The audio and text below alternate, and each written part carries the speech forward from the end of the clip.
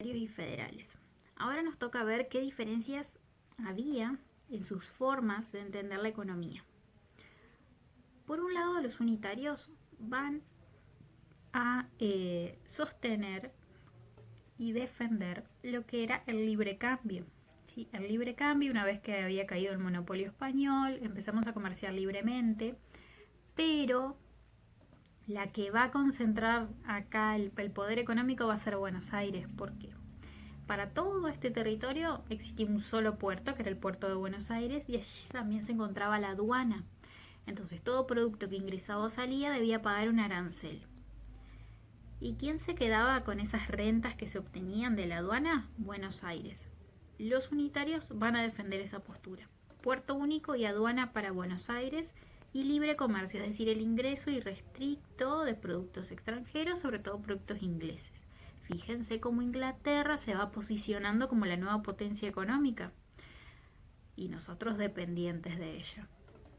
Ahora bien, los federales tenían otra mirada de la economía, pero nosotros tenemos que tener en cuenta esto, que las posturas económicas van a ser distintas de acuerdo a la región del país a la que se pertenezca.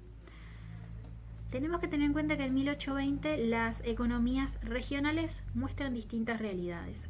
Por ejemplo, la región del norte, del centro del país de Cuyo, se dedicaban a lo que era la industria, una pequeña industria, una industria muy artesanal aún, y debido al ingreso de productos extranjeros muy baratos, ellos se van a ver muy perjudicados. Entonces, esas regiones, el federalismo de esas regiones, lo que va a proponer es que se constituya una política proteccionista, es decir, que proteja las producciones locales y regionales.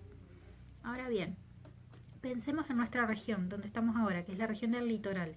Tenemos entre ríos, corrientes, rodeadas de ríos. Y acá viene una cuestión. Nuestra región se caracterizaba por la producción ganadera, agroganadera.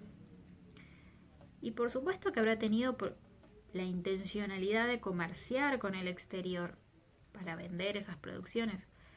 Pero no lo podía hacer por sus ríos, ni por el Paraná, ni por el Uruguay. Y no podían entrar barcos extranjeros, por ejemplo, el puerto de Concepción del Uruguay, hasta Paraná. No podíamos comerciar directamente, ¿sí?, con los buques extranjeros.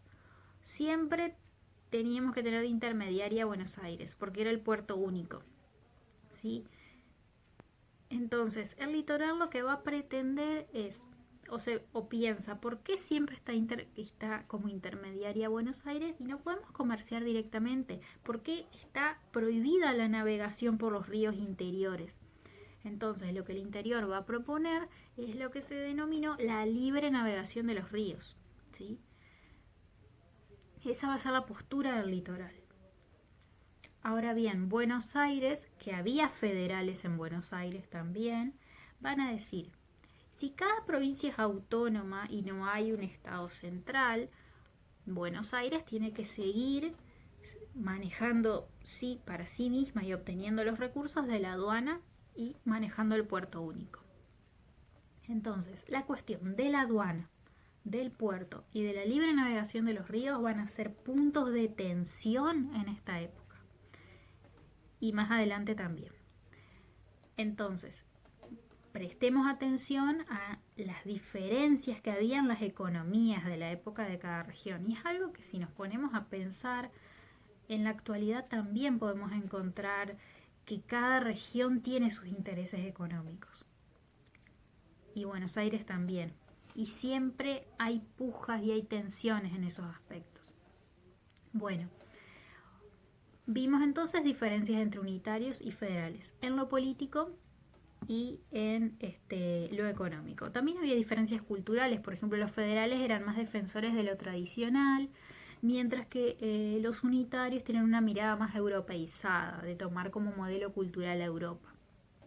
Ahora bien, vamos a enfocarnos en lo que pasó de 1820 vamos a ver nosotros, hasta 1852, en este periodo.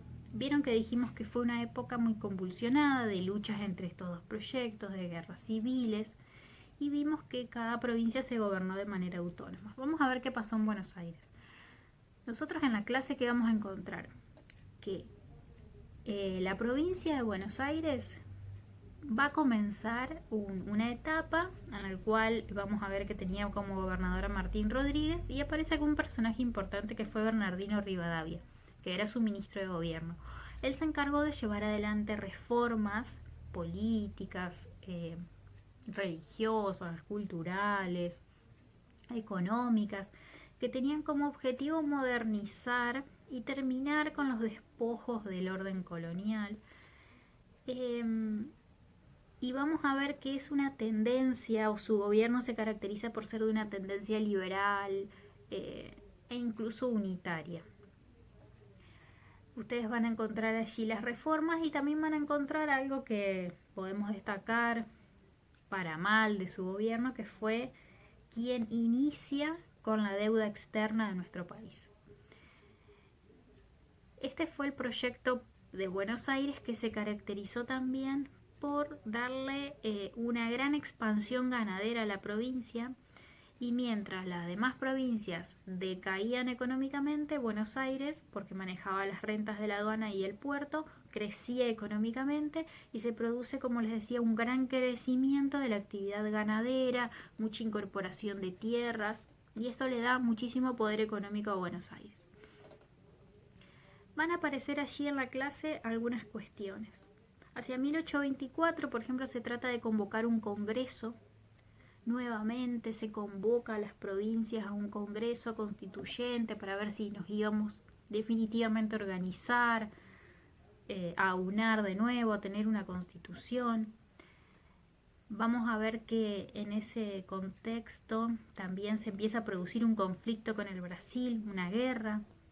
Entonces, en ese contexto de inestabilidad, se va, por ejemplo, a dictar la ley de presidencia, es decir, se crea un poder ejecutivo nacional y a cargo de ese poder ejecutivo va a estar Rivadavia. También vamos a ver que, por ejemplo, en 1826 se dicta una constitución, pero que va a ser centralista, entonces va a ser rechazada por las provincias. A su vez, Rivadavia es muy cuestionado porque el manejo con esa guerra del Brasil va a provocar la pérdida del territorio de la banda oriental, que era el territorio en disputa. Entonces, estas cuestiones generan rechazo del interior y generan malestar. Rivadavia termina renunciando y volvemos nuevamente a una época de conflictos, de luchas, de guerras civiles.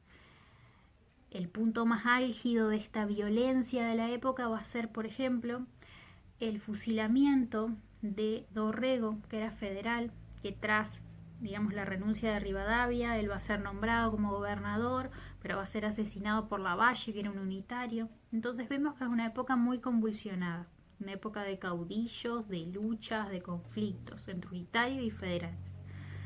Pero hacia 1829 va a emerger acá una figura central de nuestra historia, que es Juan Manuel de Rosas. Juan Manuel de Rosas era un estanciero, era uno de los más importantes de la provincia, era una persona con gran poder económico, pero que también tenía un lazo muy fuerte con los sectores populares, con los gauchos, con la gente del campo. Va a tener el apoyo de ellos y él va a emerger en esta lucha unitarios y federales como la figura que va a traer el orden, ¿sí? Y como les decía, se sostiene su poder gracias al apoyo de los grandes hacendados, estancieros y de los sectores populares. En clase vamos a ver que concentró el poder por muchos años, vamos a ver sus dos gobiernos, y lo que vamos a resaltar de Rosas es que él asume y concentra facultades políticas muy importantes. Vamos a ver que es nombrado el restaurador de las leyes, obtiene lo que se denominó la suma del poder público, es decir, concentró lo que fue el poder ejecutivo, legislativo, judicial en su persona.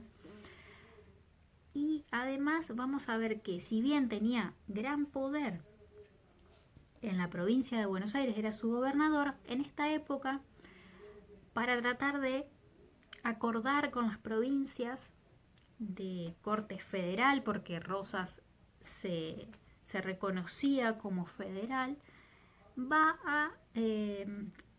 se va a firmar entre ellas lo que se llamó el Pacto Federal. En el Pacto Federal es la base de lo que se va a llamar la Confederación, es decir, es la unión de las provincias, cada una mantiene su autonomía, pero va a delegar en Rosas algunas facultades. Por ejemplo, el manejo de las relaciones exteriores, ¿sí? El manejo con otros estados, otros países, va a estar en manos de Rosas. Esto le da mucho poder a él. A pesar de esta unión, ¿sí?, y esta confederación, lo que tenemos que destacar es que no se logró una constitución en esta época. Rosas no está de acuerdo con lograr la organización constitucional, porque esto qué iba a implicar. Si nos íbamos a conformar como Estado y tener una constitución, ¿qué iba a implicar esto? Que Buenos Aires ya no concentre para sí ni la aduana ni el puerto, que lo tenga que repartir. Y Rosas, como estanciero, como defensor de los grandes hacendados y del poder terrateniente de la provincia de Buenos Aires, de ese poder económico, no está para nada de acuerdo con esa postura, sino que lo que quiere es seguir concentrando el puerto y la aduana para Buenos Aires. Eso es una cuestión importante a revisar, porque si bien él era federal, por otro lado quería para sí la aduana y el puerto, y además tenía en la política se manejó muchas veces desde el autoritarismo. Entonces Rosas es una figura muy polémica en esta época. Vamos a destacar, como les dije, que si bien en la economía tenía esta postura, ha tomado algunas decisiones para beneficiar al interior, por ejemplo lo que se llamó la ley de aduanas, que era de corte proteccionista. Eso lo van a encontrar ustedes en la clase, y además van a encontrar algunas actividades para hacer. Bueno, espero que les sirva este video como para tener un pantallazo de lo que se van a encontrar, y cualquier duda que tengan ya saben que me pueden escribir. Bueno, les mando un beso.